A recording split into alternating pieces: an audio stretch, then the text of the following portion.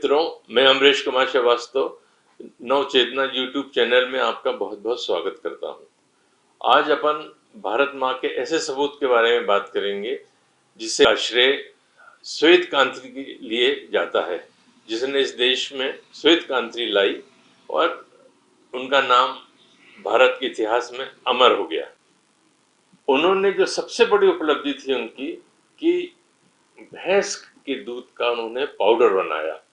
अभी तक केवल गाय के दूध का पाउडर चलता था और संसार के करीब करीब सभी देशों में चलता था, और भारत पहला ऐसा देश था जिसने इनके सहयोग से या इनके मार्गदर्शन में भैंस के दूध का पाउडर बनाया और वो ज़्यादा प्रभावी था, ज़्यादा प्रचलित हुआ। आज भी वो भैंस के दूध का पाउडर ज़्यादा प्रचलित है। 1965 में इनके योगदान को देखते हुए देश के प्रधानमंत्री लाल बहादुर शास्त्री ने इन्हें डेयरी विकास का अध्यक्ष बनाया और उन्होंने उसके बाद विभिन्न काम किए। गांव में इन्होंने समितियां बनाई। गांव की समिति दूध इकट्ठा करती थी और एक जगह लेके आती थी। दूध खराब ना हो इसलिए उन्होंने हर जगह यंत्र लगाए जिससे दूध को प्रिजर्व किया जा सके या सुरक्षित रखा जा सके। उसको एक प्रणाली बनाई जिससे दूध का वितरण बराबर हो और लोगों को गांव तक पैसा बराबर पहुंच जाए, क्योंकि एक बड़ी समस्या थी गांव के लोगों को कि शहर में लाके वो दूध बांट। ये विदेश से कुछ विदेशी नस्ल की गाय लेके आए और उसके संस्करण से इन्होंने हिंदुस्तान में वही उसी तरीके की उसी प्रजातियों की गायों का विकास किया जिससे वो ज़्यादा दूध दे सकें। यह एक इनका बहुत बड़ा योगदान था। इनके कहने से सरकार ने राष्ट्रीय डेयरी विकास मंडल बनाया, एक आयोग बनाया जो केवल विकास डेयरी के विकास के लिए कार्य करता था। इसमें 400 से ज़्यादा संस्थाएं जुड़ गईं और उन्होंने रातों दिन से काम किया। कोविंद जी ने 13 जनवरी 1970 में श्वेत क्रांति की आधारशिला रखी थी। यहाँ से उन्होंने काम शुरू किया था। पहले इन्होंने केवल गुजरात के 2 गांवों में ये काम शुरू किया। वहाँ सबसे बड़ी समस्या होती थी कि दूध जो गांव में होता था उसको शहर तक लाना, उसको बंटवाना, क्योंकि दूध बहुत जल्दी खराब हो जाता था। तो उसको बंटवाना और उससे लोगों को उसकी जो आय है वो लोगों तक पहुंचाना एक बड़ी समस्या थी। इसको उन्होंने संगठित किया और अमूल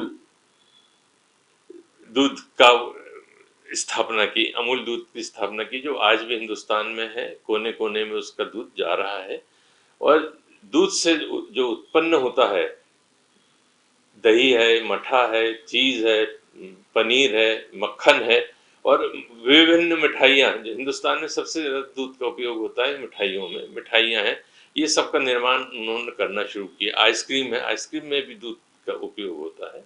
ये सब काम उन्होंने शुरू किया। भारत में दूध का जो उत्पादन है वो सबसे सस्ते दर पे होता है।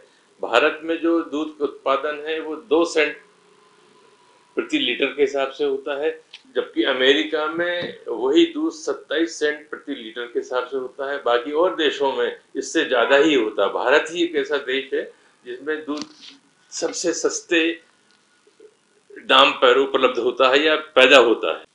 सबसे पहले उन्होंने दूध को कृषि के क्षेत्र में लाया, जो कृषि का ही एक भाग माना जाने लगा दूध। ये उन्होंने सबसे पहले उन्होंने ये किया।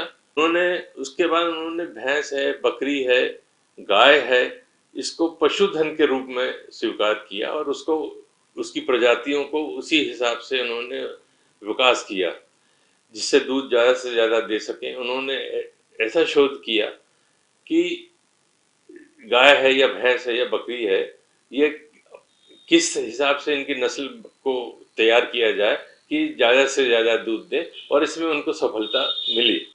डॉक्टर वर्गीस कुरियन ऐसे व्यक्ति थे जिन्होंने इस देश में श्वेत क्रांति लाई और दूध से उत्पादित जितनी भी वस्तुएं हैं इसमें भारत को आत्मनिर्भर बना दिया। यह उनका बहुत बड़ा योगदान था और इसके लिए उन्हें भारत की सरकार की तरफ से, भारत की विभिन्न संस्थाओं की तरफ से कई विभिन्न उपहार और उपाधियां दी गई हैं। 1963 में इनको रमन मैग्सेसे पुरस्कार मिला। 1965 में इनको पहले बार पद्मश्री मिला। 1966 में पद्म विभूषण मिला। 1986 में इनको कृषि रत्न मिला। 1989 में इनको वर्ल्ड फूड प्राइज मिला। 1993 में इनको international person of the year का अवार्ड दिया गया। और इसके अलावा इनको करीब करीब 12 और उपाधियां विभिन्न विश्वविद्यालयों ने, अंतर्राष्ट्रीय विश्वविद्यालयों ने दी, जो कि इनका मान सम्मान बढ़ाती हैं। इस भारत माँ के सपूत का 9 सितंबर 2012 में देहांत हो गया और भारत का एक रत्न भारत ने हमेशा हमेशा के लिए खो दिया। मित्रों, मेरा ये चैनल आपको अगर पसंद आया हो तो इसको सब्सक्राइब करें, लाइक करें और कमेंट्स बॉक्स में कमेंट्स अवश्य दें। धन्यवाद।